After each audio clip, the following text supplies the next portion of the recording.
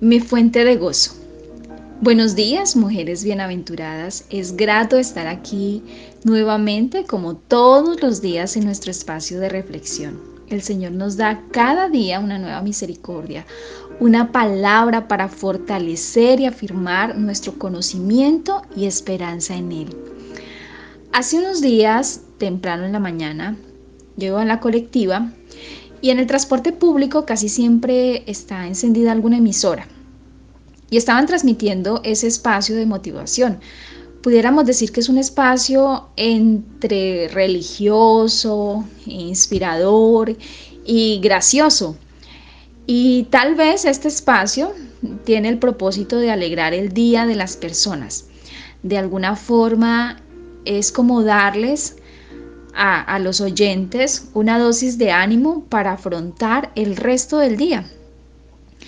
Y al escuchar esto, yo pensaba, las personas necesitan de esto todos los días para que haya un poco de ánimo en medio de todas sus circunstancias, pero también entendía que es un ánimo pasajero, es algo que se desvanece.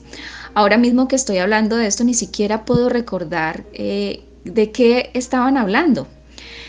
Y, pero sí puedo comprender, puedo afirmar que ese ánimo, el verdadero gozo que permanece para siempre, realmente no es algo que nosotros podemos ofrecer, que el mundo nos puede ofrecer.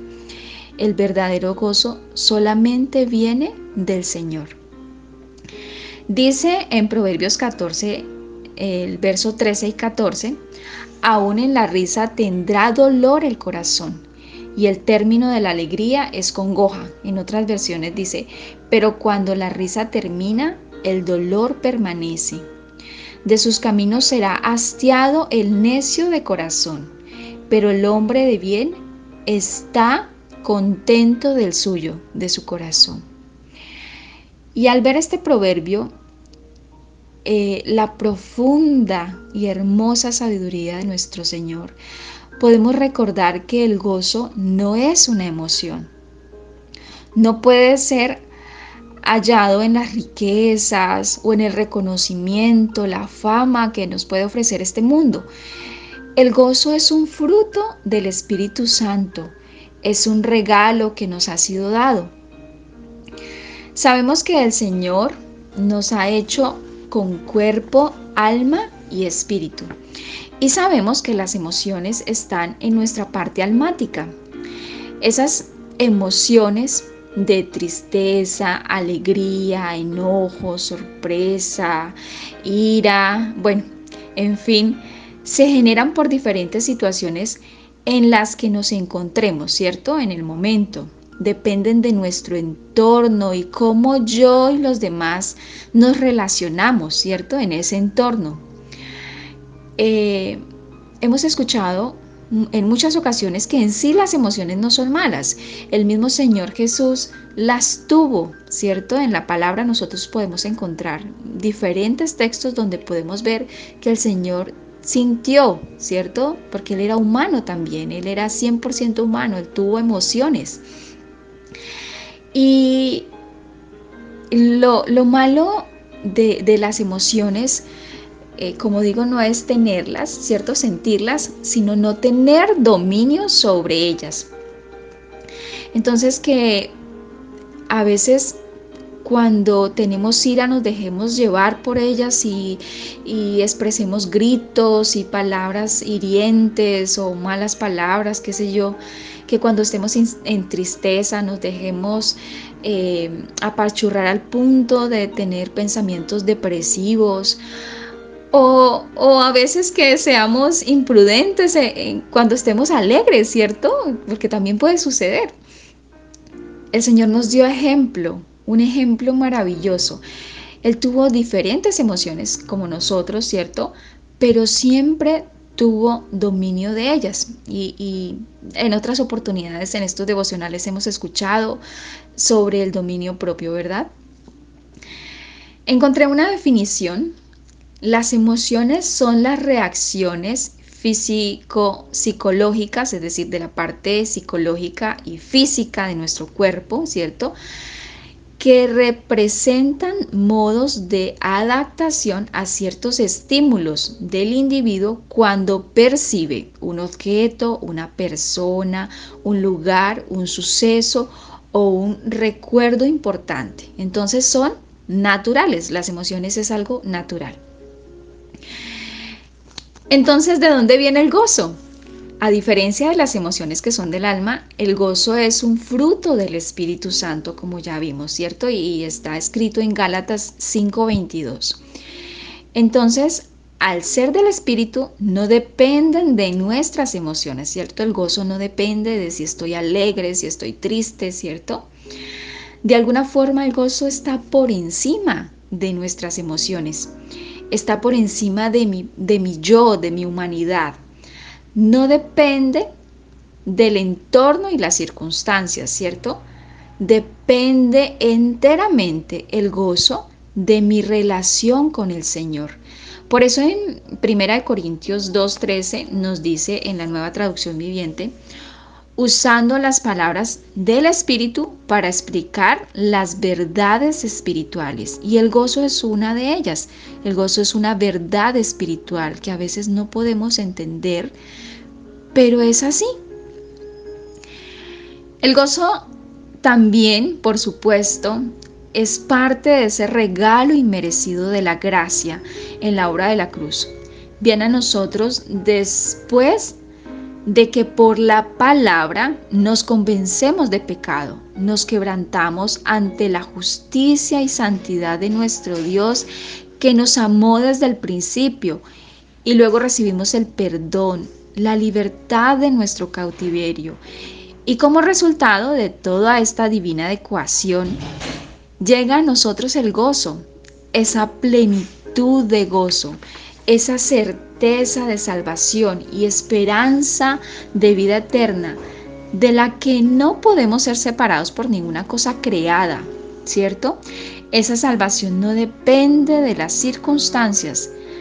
Tener gozo es saber que permanecemos en esa salvación porque nuestra deuda fue pagada y eso no tiene ninguna modificación. El gozo también es una necesidad.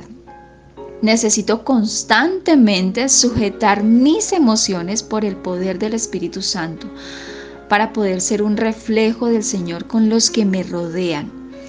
Poder mostrar el resultado de lo que es la salvación en una vida, ¿cierto? Cómo a pesar de las circunstancias puedo mantener la confianza en el Señor. Dice en Salmos 16:9, se alegró por tanto mi corazón y se gozó mi alma, mi carne también reposa confiadamente. También dice en Salmos 16:11, me mostrarás la senda de la vida, en tu presencia hay plenitud de gozo, delicias a tu diestra para siempre. Y entonces entiendo que las emociones son de este plano, de este mundo, es algo natural, es de momento, ¿cierto? Pero el gozo, al ser del plano espiritual, es algo eterno. El gozo también es en nosotros, los hijos de Dios, un deber.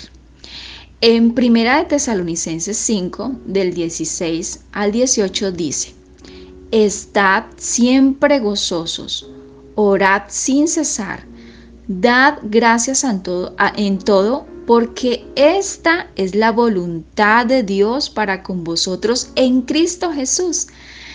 Es mi deber mostrar el amor y el gozo del Señor y que otros sean influenciados por mi testimonio. Como dice en Proverbios 27, camina en su integridad el justo y sus hijos son dichosos después de él. El gozo que yo tengo debe ser transmitido a mi hija, ¿cierto? Le debo enseñar que no dependemos de las circunstancias, de las situaciones. Dependemos del Señor, el único fiel y verdadero.